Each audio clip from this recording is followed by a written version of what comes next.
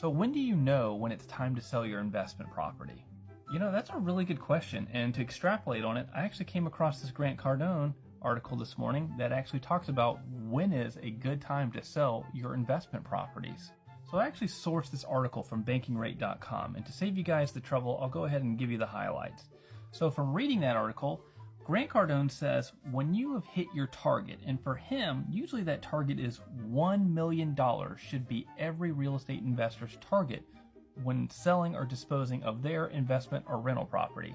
So I actually started thinking about this for myself. When would I sell real estate property? Well, everyone has their own kind of personal goals and their own tax plans, but let me share you what I think you should do when the time is right to sell your property. Well, if you were to ask me when is the perfect time or when you know when it's time to sell your investment property, well, personally, I would say never.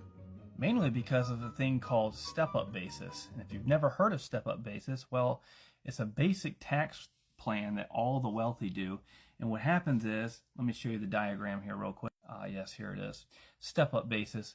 When you get a property from a loved one, and say they bought that property for $50,000, at their passing, if they give you that property in an inheritance and it's now valued at $150,000, there's a difference of $100,000 there. That $100,000, when it's inherited to you, you do not pay the tax gain on that full amount. Your step-up basis moving ahead in life, or your cost basis, will then start at $150,000 if you were to ever sell it. That's a huge tax advantage.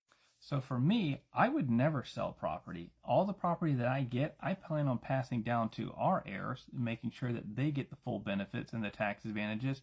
And if I ever need money, I can always do what's called a cash-out refinance, i.e. a loan, and I don't pay any taxes on that loan money. And another question is, if your spouse dies, you might say, well, what do I do there, Matthew? Do I still get that tax advantage? Well, if you live in a community property state, you're entitled to what is called double step-up basis, and that means if your spouse dies and you inherit the home from your spouse, you would then be entitled to their half and your half now fully of the new step-up basis and the value of that home. So if you and your spouse bought a home for $100,000 and at their passing it's now worth $200,000, well, double step-up basis in these states would then mean that you now have the house at the next new basis, say $200,000 moving forward. And so all that gain is washed away. That's a huge advantage if you're a widow and you need that extra income to provide for your skilled care or independent living down the road. Let me know your thoughts in the videos, what you guys would do and when the timing is right for you to sell your rental property. Like I said, for me, it's a never because the tax advantages are huge for step-up basis. See you guys on the next one.